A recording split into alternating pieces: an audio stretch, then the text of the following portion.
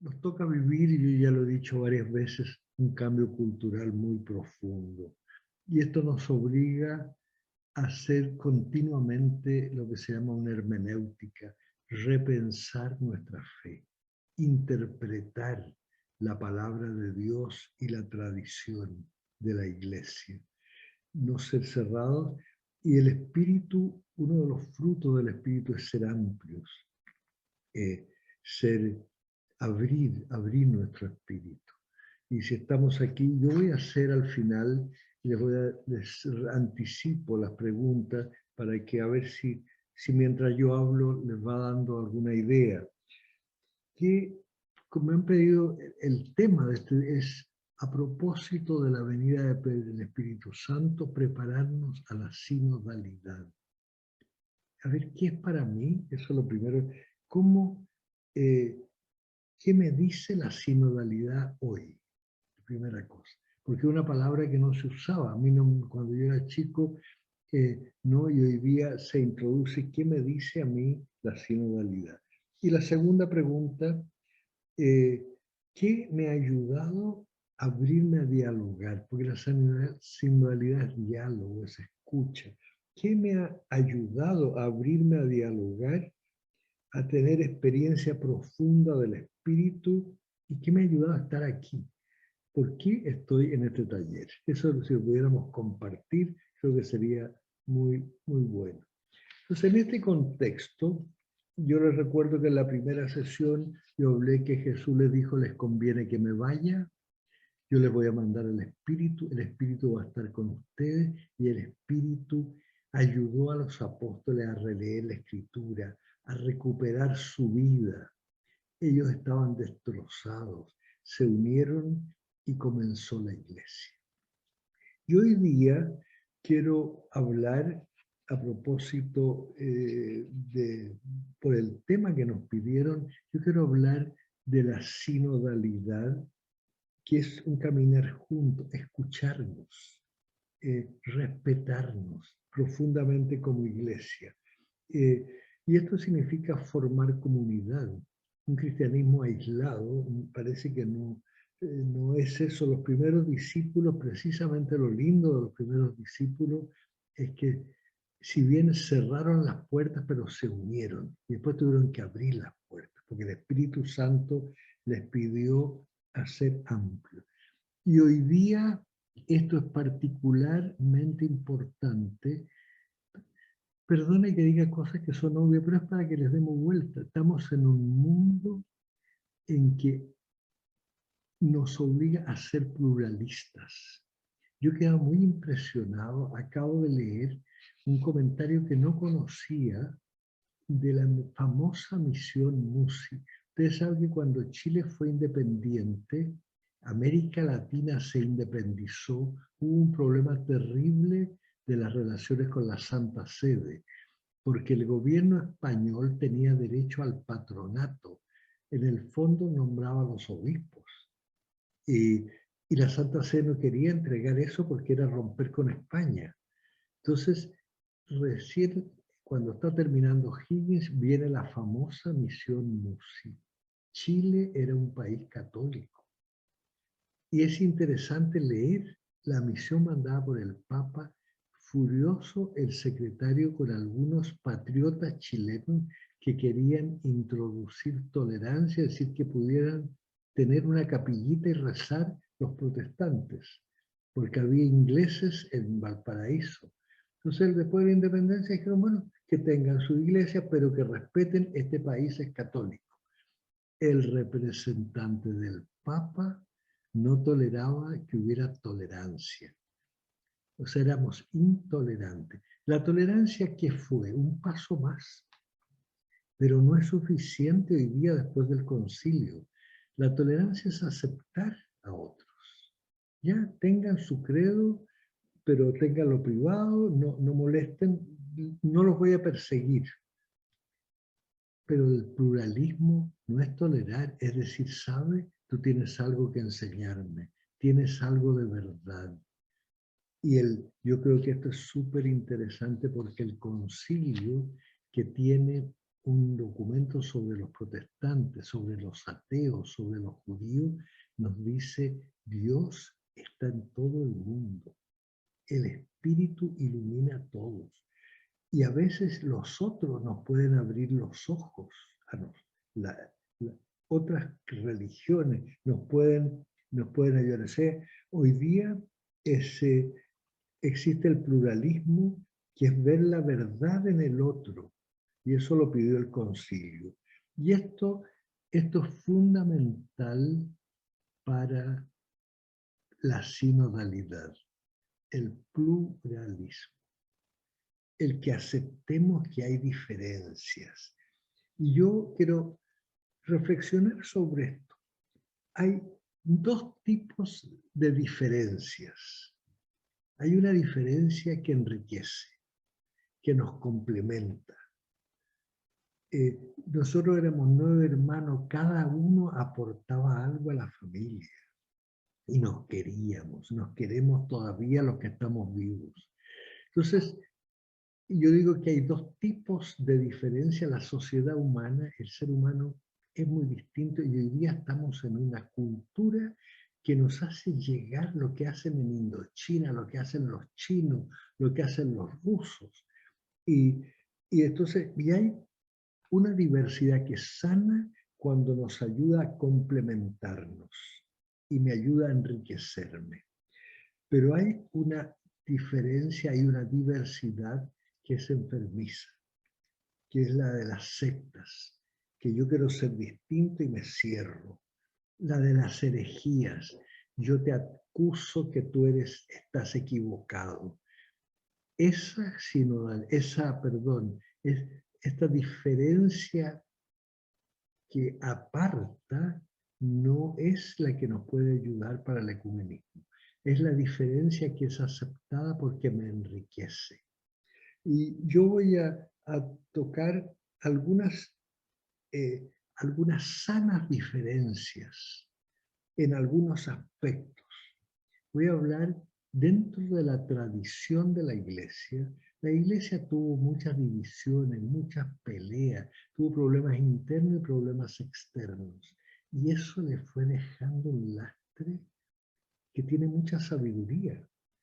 Hemos aprendido mucho de los puñetazos que nos hemos pegado, de los errores, etcétera. Es la tradición. Entonces yo voy a proponer, yo digo que para que haya una auténtica sinodalidad tiene que haber diferencias y complementarnos, ayudarnos. Y voy a fijarme en 3 diferencias que son interesantes en la historia de la Iglesia. Las distintas espiritualidades que ha habido en la Iglesia. Y me voy a referir no solo a la espiritualidad distinta de los distintos evangelistas, sino más bien en la historia de la Iglesia. Me voy a fijar en tres espiritualidades que ojalá las podamos unir. Precisamente cuando hay pluralismo es que uno ve lo bueno que hay en cada una, y hubo 3 espiritualidades que marcaron la historia de la Iglesia. La primera fue los eremitas y después comunidades que se fueron al desierto o a la soledad. Y ahí surge el decir de los benedictinos, que fue como lo más maduro de esa espiritualidad del apartarse a rezar. Tenían el dicho ora et labora. O sea, ellos rezaban meditación y liturgia, y a la vez trabajaban, pero más bien trabajaban con sus manos para tener el alimento porque estaban encerrados. Así hubo conventos y una parte la vida religiosa al comienzo tuvo la espiritualidad contemplativa, ora et labora. Hoy día hay esa espiritualidad y hay algunos que son cerradamente contemplativos, hay conventos, pero es interesante cuando esa espiritualidad es sana, es que yo estoy acentuando un aspecto de Jesús, pero no niego los otros. Yo respeto. Yo no soy contemplativo de convento, pero le tengo un enorme aprecio a las carmelitas. Debo confesarles que cuando me ordené, yo creo que les conté, pedí venirme por tierra de Bélgica a Madrid para tomar el avión y volver a Chile, y pedí venirme de Bélgica a Madrid por tierra para poder pasar por Lourdes a pedirle a la Virgen, por Loyola a pedirle a San Ignacio por mi ordenación y por Ávila a pedirle a las carmelitas que rezaran por mí. Y hace poco acabo de ir a, a un convento carmelita, les tengo enorme respeto, pero yo no es mi espiritualidad. Pero trato de aprender. He leído a Santa Teresa, he leído con interés a San Juan de la Cruz, pero es una espiritualidad diferente dentro de la Iglesia, que acentúa ese aspecto místico de Jesús, pero no es tal cual la vida de Jesús. Jesús no vivió encerrado. Por eso vino después la espiritualidad de las congregaciones y que de los franciscanos y dominicos, que Santo Tomás resumió con esa fórmula: ora et labora. Yo voy a rezar y después voy a trabajar, contemplata alistradere. Lo contemplado, lo rezado, se lo entrego a los demás. De modo que los dominicos hicieron un inmenso servicio a la Iglesia apostólica. Pero la vida religiosa era para contemplar y yo entregaba. Y eso a mí, yo he encontrado, para mí me ha enriquecido mucho. Le tengo una gran devoción a San Francisco, que fue precisamente recemos, contemplemos, vivamos en comunidad y después entregamos. Tiene un poco el peligro, todas las espiritualidades tienen peligros, todas. La espiritualidad del claustro es que yo me achique el mundo. Y a mí me interesa, las carmelitas son enormemente sensibles a lo que está pasando para poder rezar por eso. En cambio, el desierto a veces encerraba. La otra tiene el peligro de que, cuidado, yo voy a rezar y después voy a entregar. Lo contemplado se lo entrego a otro, pero puede quedar el peligro de que yo considero mi trabajo descargar las pilas. Y después tengo que volver a encerrarme para cargar las pilas y trabajo. Y por eso yo diría, la evolución es el contemplativo en la acción, que es un poco la espiritualidad de Jesús. Vale decir, tener tal amplitud que es la capacidad de encontrar a Dios en todas las cosas y en todos los momentos. Que cuando yo trabajo encuentro a Dios, no descargo las pilas, pero tiene el peligro del activismo. Yo veo no solo los jesuitas, esa espiritualidad, la de San Ignacio, pero obviamente hay el peligro que de repente uno pierda esa dimensión de discernimiento, de encuentro con Dios, porque está tapado de pega.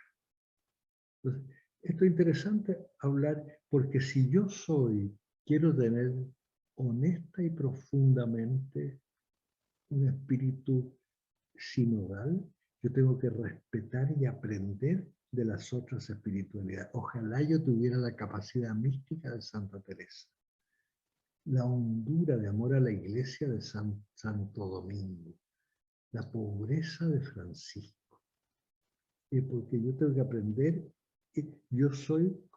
la espiritualidad nuestra es contemplativa, la acción de encontrar a Dios, pero tiene peligro. Por eso creo que es bonito.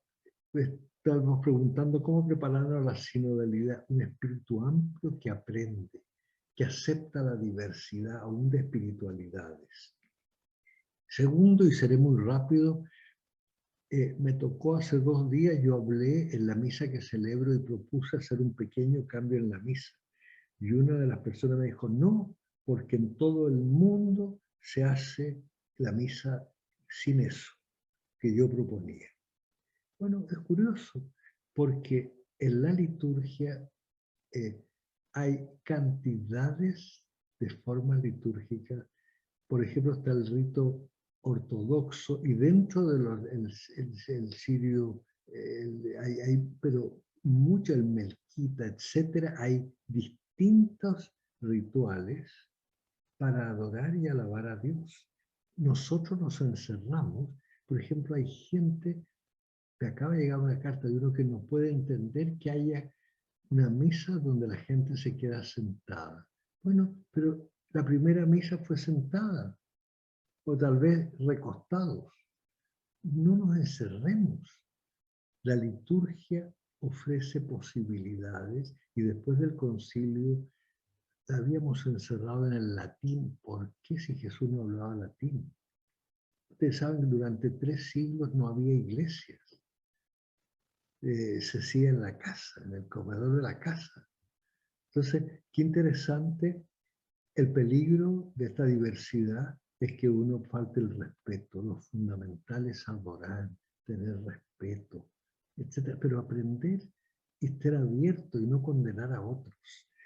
Ahí tenemos otra diversidad sana en el cristianismo. Hay diversas maneras de expresar la adoración a Dios.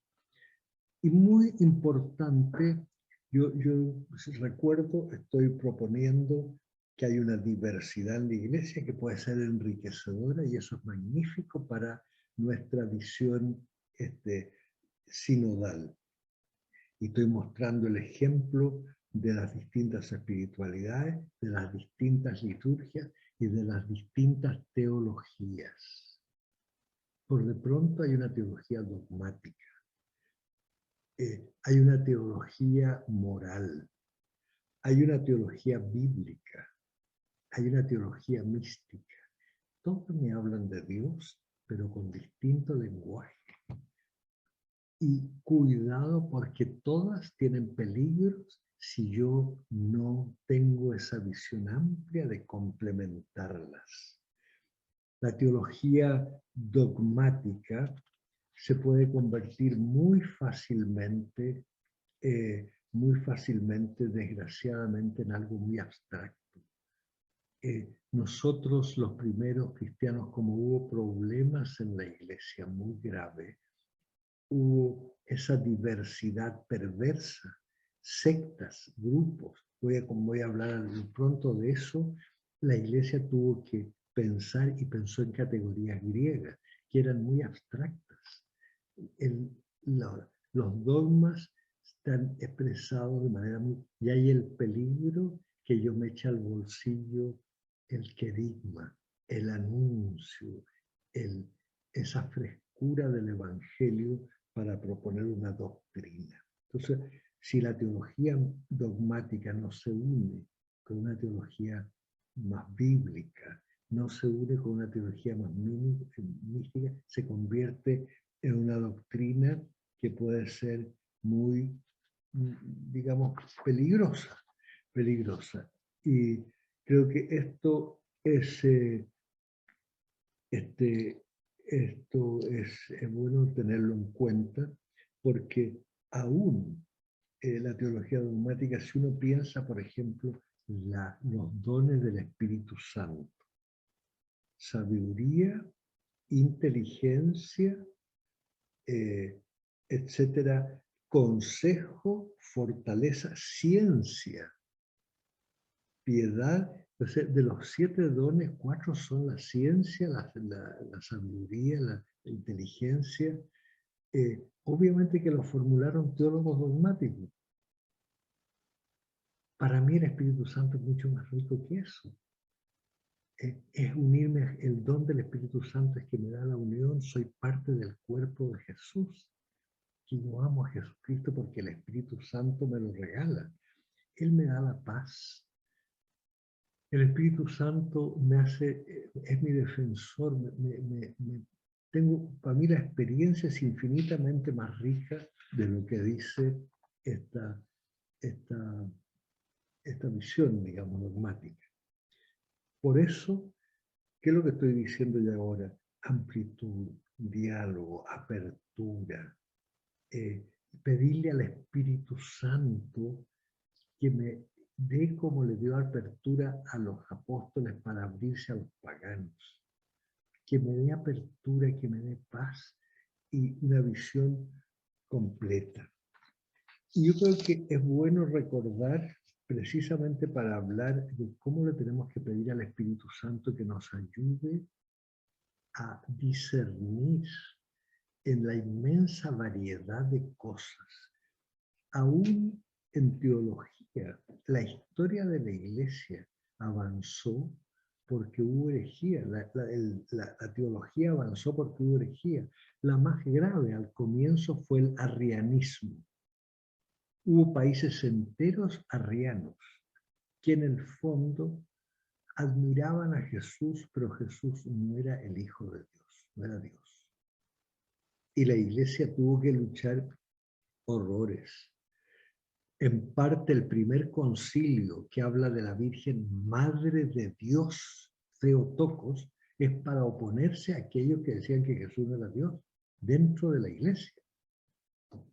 Y hoy día hay arrianos, de alguna manera disfrazados, porque estas herejías corresponden a partes de nuestra humanidad, debilidades nuestras.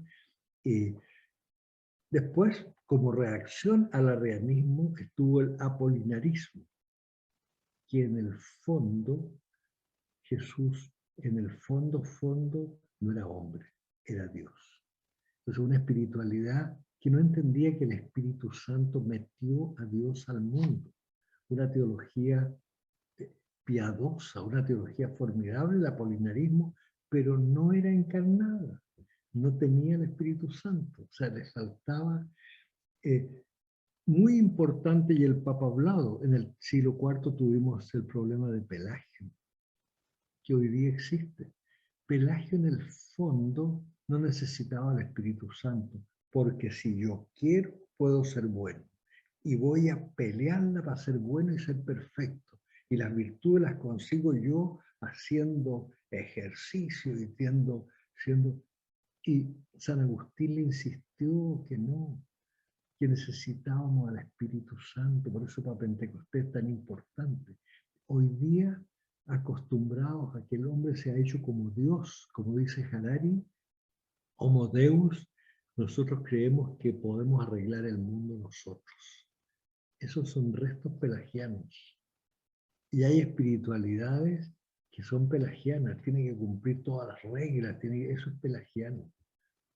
Y hubo diversas formas, por ejemplo, después hubo los cátaros, contra los cuales luchó Santo Domingo y los benedictinos.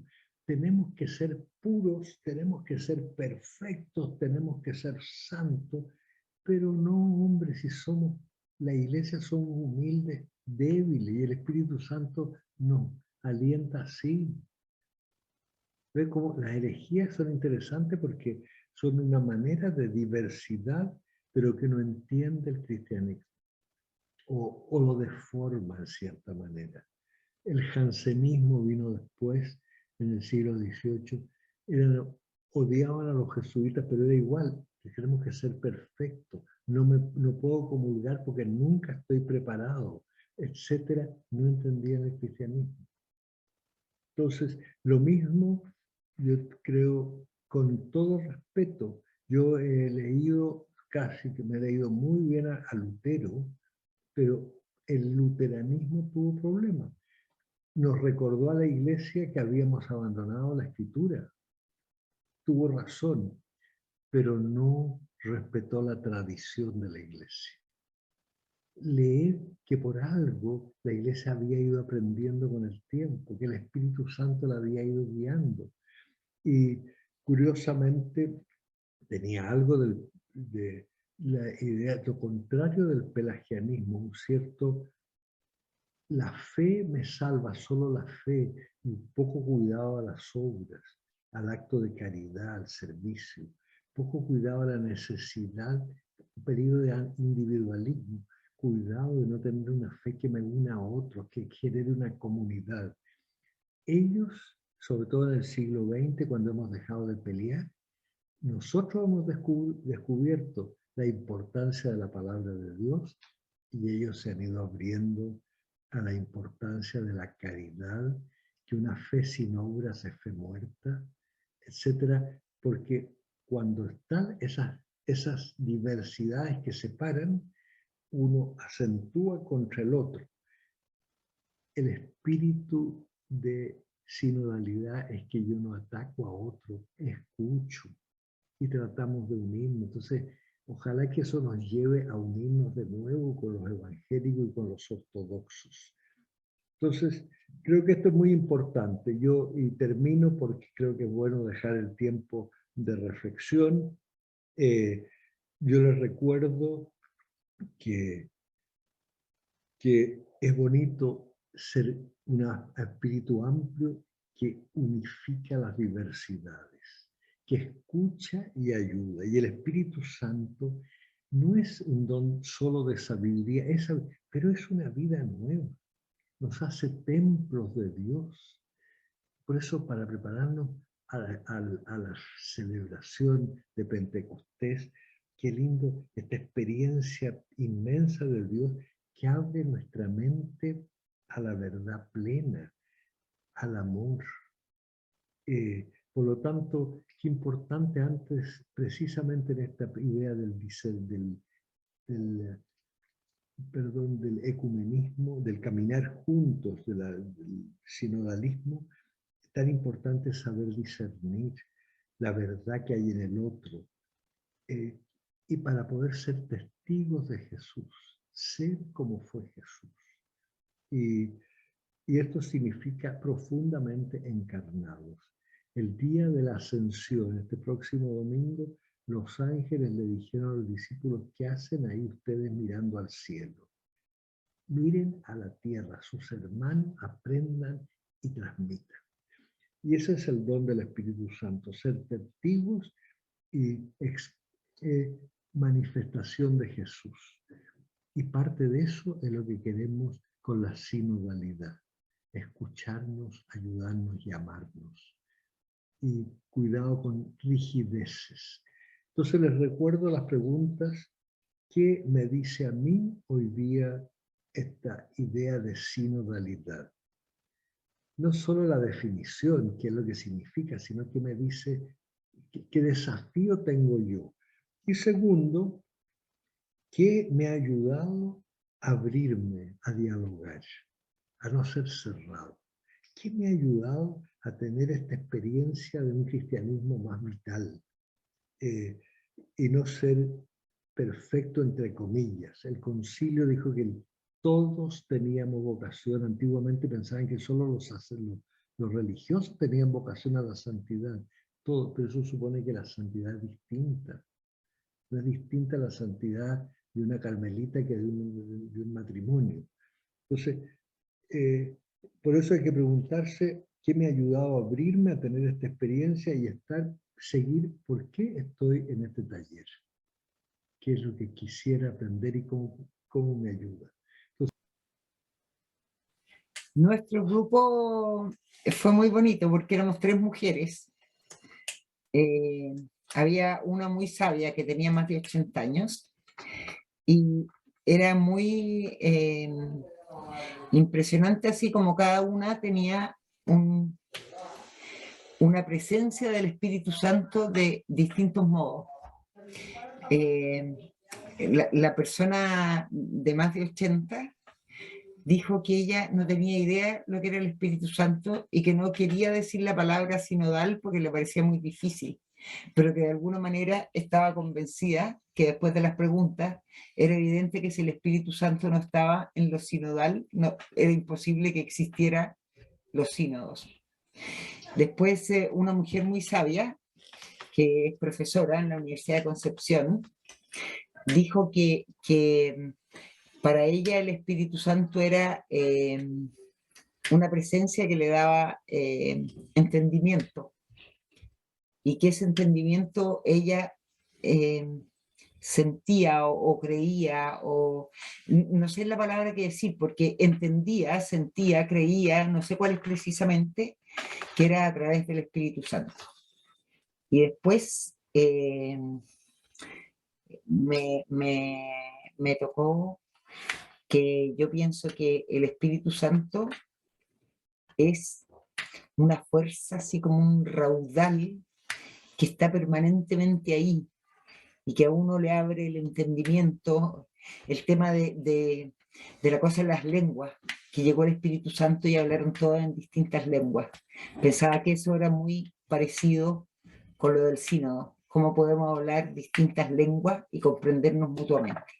Eso. Estuvimos compartiendo el desafío de este camino sinodal que tenemos, porque desde el punto de vista como lo planteaba el padre Fernando, nos amplió, digamos, con la palabra pluralidad, que no es solo caminar juntos, sino que es estar abierto también a los demás, pero con esta apertura de que el otro igual me enseña, yo puedo aprender del otro, que también tiene parte de la verdad, no solo los que somos cristianos católicos, digamos, ¿ya? Porque es lo que a lo mejor hemos aprendido desde muy pequeños, a que tenemos parte de la verdad. Entonces decía que es un gran desafío esto para nosotros también, abrirnos, pero con esta actitud de aprender y ver la verdad en el otro también.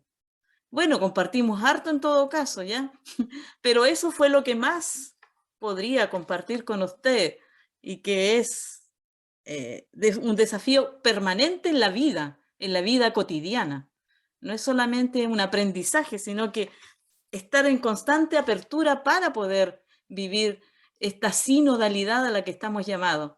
Y bueno, y también decíamos, ¿no? El espíritu no es estático, el espíritu está revoloteando permanentemente. Por lo tanto, nos está hablando y nos está animando cada día. Eso.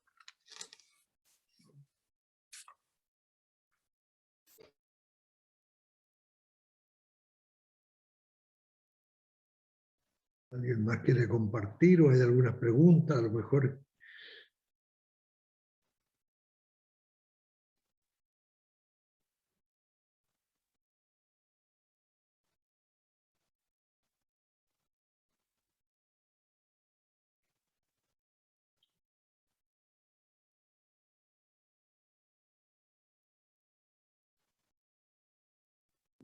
Rosana.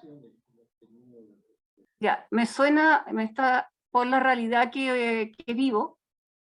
La pregunta, bueno, voy a decir que la realidad mía es tener vecinos del narcotráfico. Entonces, constantemente una realidad dura, fuerte para mí. Yo trabajo en un centro de salud primaria y entonces me golpea fuerte. He visto niños, jóvenes, qué sé yo. Entonces, ¿cómo esta espiritualidad nuestra o la espiritualidad cristiana se enfrenta a esta espiritualidad del mundo?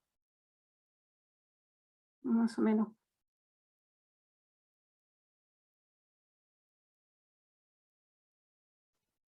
Yo creo que es importante, te digo, si uno es cristiano, no querer la aniquilación, sino que probablemente, ¿qué lleva a una persona a esa situación? ¿Qué privaciones tuvo? ¿Qué problemas, falta de amor? A ver, entonces normalmente esas personas son a la vez víctimas.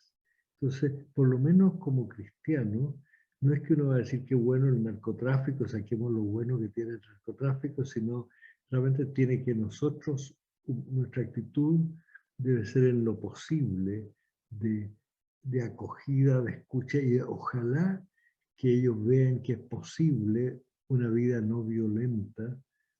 Estamos en una situación tremenda en el país. Por ejemplo, los chiquillos del Instituto Nacional que hay, dicen, a ver, ¿qué nos lleva? ¿Por qué hacer algo que a mí me parece que los conduce a una tragedia y nos conduce a todos a una tragedia? Entonces, qué interesante abrir que no sea mi primera actitud sacar el cuchillo y pegarle una cuchillada. sino que es la apertura para entender los problemas que puede tener nuestra cultura hoy día, tan individualista, tan exitista, que yo no confío en otros, etc. Entonces eso provoca encerramiento. Entonces, te digo, por eso la misma palabra, el pluralismo, es la no condenación sistemática, pero tampoco el gran peligro del pluralismo es el relativismo. Todo da igual, no todo da igual. Yo no puedo aceptar el narcotráfico, pero yo puedo creer que él en esa actitud, tal vez en otras dimensiones que yo no conozco, es más humano, pero probablemente esa actitud que yo encuentro mala, cuidado, a menudo es fruto de una carencia, de una cosa muy, muy honda que debe haber experimentado o no experimentado, amor, sentido de familia, etc. Entonces, mi actitud tiene que ser muy humana, como Jesús ante los pecadores, que jamás no le dijo a la, ¿cómo se llama?, a la adúltera, oye, qué bueno lo que hiciste. No, no lo vuelvas a hacer.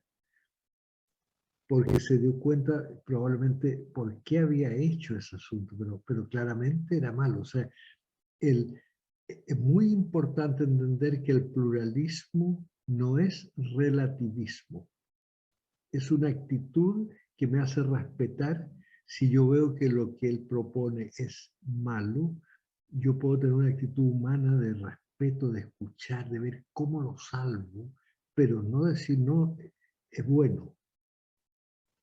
O sea, hay algo de humanidad y es obviamente que uno usa una frase, la frase de Santo Tomás, nadie está tan equivocado que no haya algo de verdad.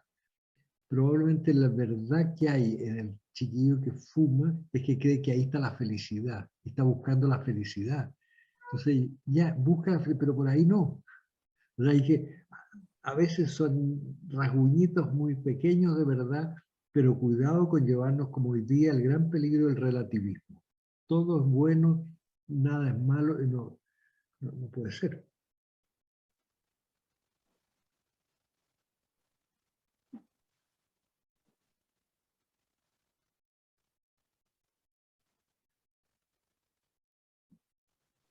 Muy bien, yo no sé si parece que la Celia ya está en sus otros trabajos. No, si estoy acá y allá estoy los dos hoy, con el don del espíritu. Muy bien, pues. Creo que nos encontramos el próximo martes. Y el próximo martes la idea mía es tomar una de las cosas esenciales de los discípulos al recibir al Espíritu Santo es que abrieron las puertas no solo para escuchar, sino que se hicieron misioneros. O sea, la misión. Yo quiero hablar la misión que tenemos, o sea, hablar más bien activamente lo que el Papa insiste de una iglesia en salida. Y la palabra misión ha sido muy distorsionada en los planes de las empresas, etc.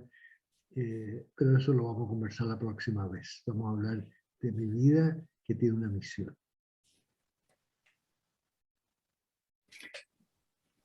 ¿Puedo decir algo? Muchas gracias, Fernando. Sí. No, solamente quería dar las gracias porque me había inscrito en el taller hace tiempo y no pude estar porque no me mandaron el link la semana pasada. Pero quiero dar las gracias que esta semana sí me lo mandaron, que estoy muy, muy contentísima de estar aquí, sobre todo con el Espíritu Santo y con el Espíritu Santo que apoya tanto al Padre Fernando. Así que muchas gracias. Muy bien, pues bueno, si nadie más quiere hablar, un abrazo a cada uno y celebremos el domingo, que tan lindo es la ascensión del Señor, que el Señor parte y les dijo, les conviene que me vaya porque va a mandar al Espíritu. Y les pide que esperen y que esperen al Espíritu y yo creo tan bonito precisamente cuando ellos se quedan mirando al cielo, que los ángeles dicen, a ver, miren para abajo, miren para la tierra, y es lo que vamos de alguna manera a hacer el próximo martes. Pero es muy bonito el Evangelio y la primera lectura de este domingo, día de la ascensión del Señor. En que Jesús parte y los deja con una misión. Vayan, es muy lindo porque vayan hasta el final del mundo. Les dice, y os tendré siempre, termina el Evangelio de San Mateo, estaré siempre con ustedes. Yo tengo una experiencia metida en el alma, creo que se las conté, cuando estaba estudiando alemán y fui a Dachau, el campo de concentración terrible, donde hubo muchos sacerdotes y murieron muchos. Y pude leer todos los ejercicios, creo que se los conté, y al final reconstruyeron algunos de los pabellones y está el edificio central donde se hacían las investigaciones. Pero es terrible, una investigación sobre un remedio para que iban a invadir Rusia para aguantar el frío. Entonces decía, tal persona de tal edad, tal peso, se le puso tal cantidad de este producto, se lo sometió a fríos de tantos grados y resistió 2 horas y media, 3 horas y murió. Listo, o sea, es una cosa, pero atroz, o sea, ¿cómo podían hacer eso con seres humanos? Y es muy lindo porque hubo muchos sacerdotes y hoy día hay un hoyo, una puerta al final de Dachau, del muro, y hay un convento de carmelitas. Y a la entrada hay ¿cómo se llama? Hay un pequeño museo de las cosas que a escondida tenían los sacerdotes. Tenían unas estolas hechas con pedacitos de género. Y había una pequeña cajita donde guardaban el Santísimo. Y yo pienso, esa gente con el dolor y todo, se sentían... Y muy bonito, la puerta es de una lata, porque era hecha con unas maderitas, las que pudieron conseguir, una maderita totalmente rústico, con una lata y con un clavito. Alguien escribió, Ich bin mit euch alle Zeit. Es decir, lo que dice el Evangelio el día de la Ascensión, yo estaré con ustedes hasta el final del tiempo. O sea, esos pobres curas metidos en la prisión, muriendo muchos de ellos, se sintieron que Jesús estaba con ellos. Eso es lo que yo les deseo y les deseo a todos este domingo de la Ascensión. Jesús se va, pero queda con nosotros. Ánimo.